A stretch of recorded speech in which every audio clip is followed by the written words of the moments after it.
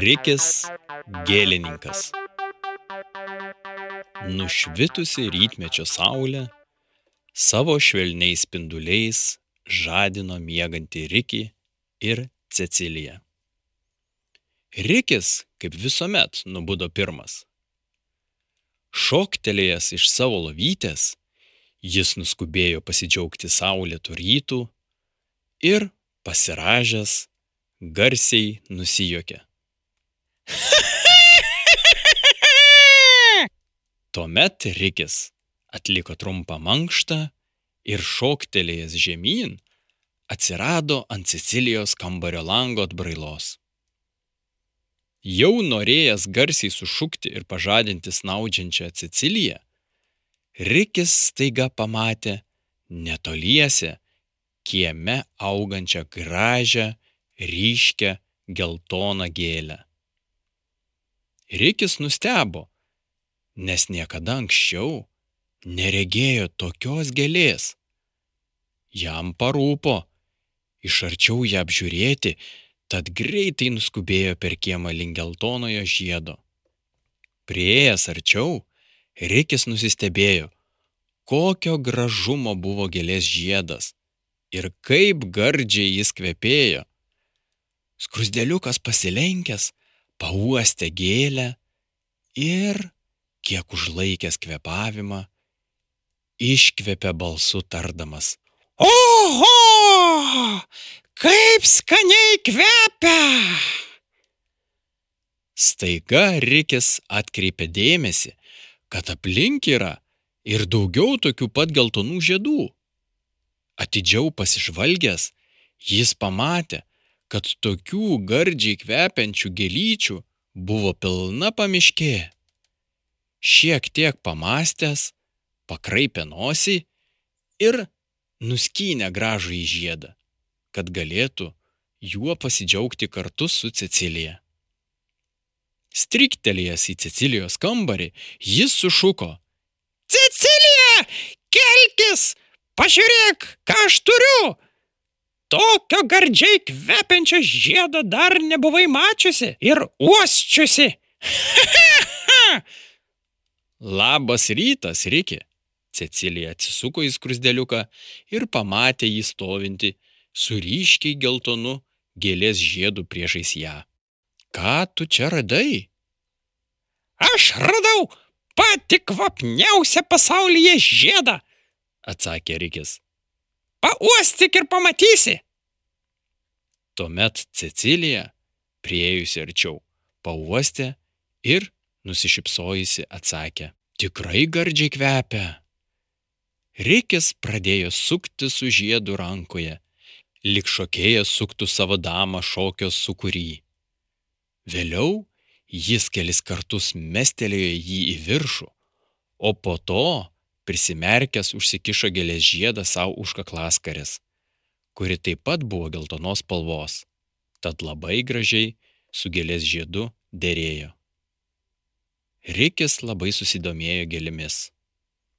Jis pradėjo Cecilijos klausinėti apie jas, kaip jos atsiranda, iš kur jos dygsta, kaip skleidžiasi žiedai, kokio aukščio užauga ir visokių kitokių klausimų. Staiga tarė: "O gal imkim ir pasisodinkim gėlių pilną kiemą, kad niekada čia jų netrūktų." "Galėtume, Riki, bet reikia gauti sėklyčių arba svogūnėlių. Iš jų išauga gražios gėlytės. Sėklyčių arba svogūnėlių, o gal netgi gėlių daigų galima nusipirkti parduotuvėje. Jų ten įprastai perka ir mano mama." "Tai paprašykime, kad jų nupirktų tavo mama," tarė Rikis ir pridūrė: "Ir jeigu šiandieną nupirks, jau rytoj skintume gėlių žiedus ir jais išpuoštume visą savo kambarį. Tu tik pagalvok." "Oi ne, Riki, taip greit gėlės neauga. Joms reikia nemažai laiko, kol išdygsta, o dar daugiau laiko, kol pražysta. Jeigu mes šiandien pasodintume žemėje gėlės sėklą, arba svogūnėlį ir jai pakaktų šviesos bei drėgmės, ji tik po kelių dienų ar savaičių išdygtų. Būna gėlyčių, kurias reikia pasodinti rudenį, tam, kad jos sudygtų pavasarį. Tai reiškia, kad jos visą žiemą miega ir sudygsta tik praėjus keliems mėnesiams. Gėlės dygsta skirtingų tempų, jas visas reikia laistyti ir stengtis, kad joms augant netrūktų šilumos, saulės bei drėgmės. Dar po kelių savaičių, o tai gali būti 30 ar net 60 dienų, jos išskleis žiedelį. Taip nebūna, kad vos pasodinus gėlės sėklą, ji imtų ir išdygtų kitą dieną.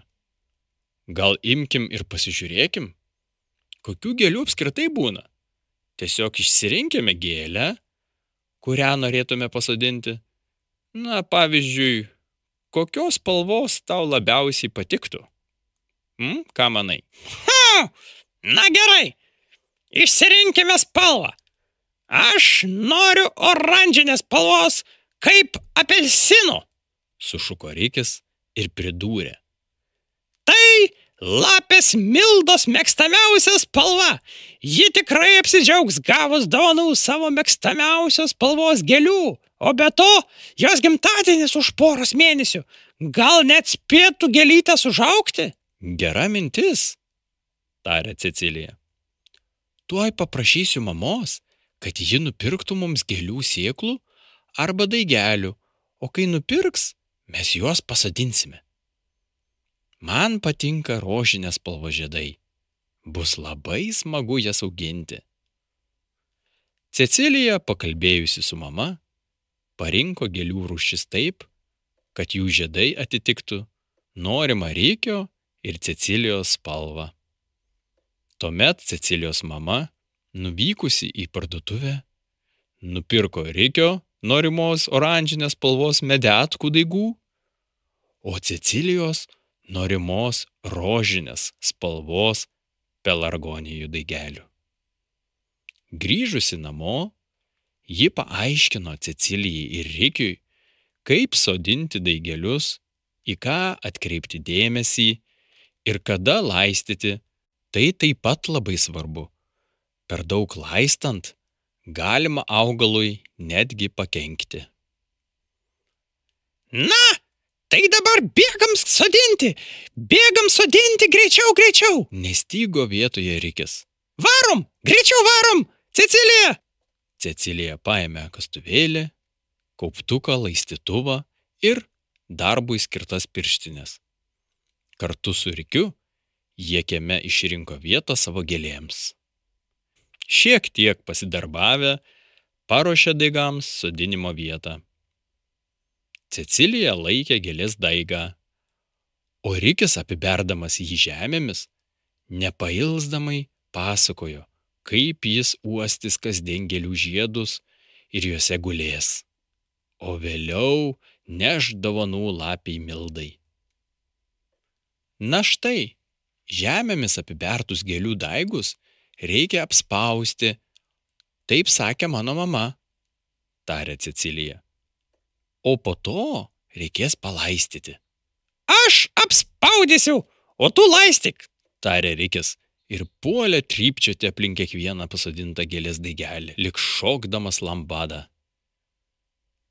Cecilija gausiai palaisčiusi kiekvieną gėlės daigelį tarė.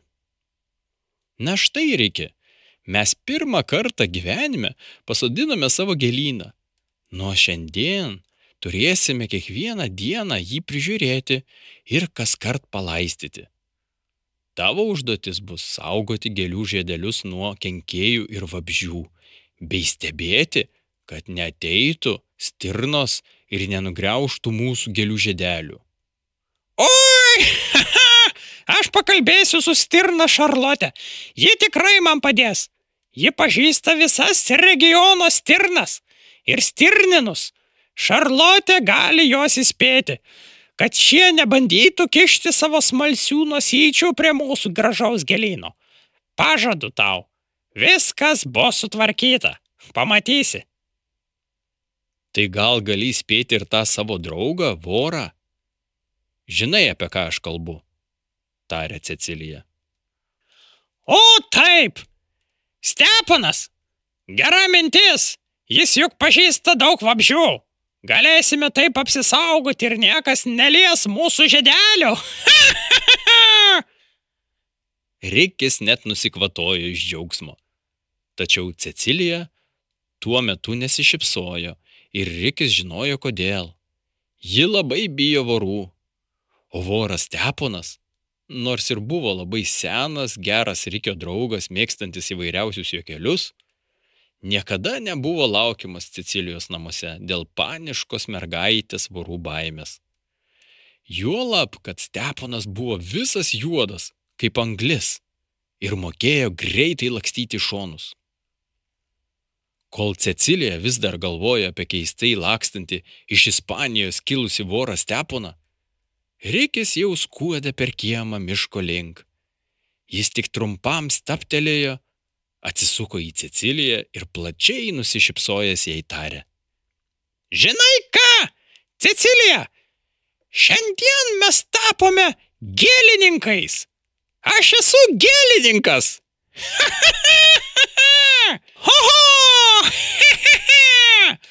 Sušuko Rikis ir nuskubėjo ieškoti stirnos Šarlotės, kuriai turėjo pranešti svarbią naujieną. Kaip skruzdėliukui Rikiui sekėsi auginti gėles ir jomis džiaugtis, sužinosi sekančiose istorijose. O dabar aš jums sakau iki pasimatymo ir iki kitų susitikimų su Cecilija ir Rikiu.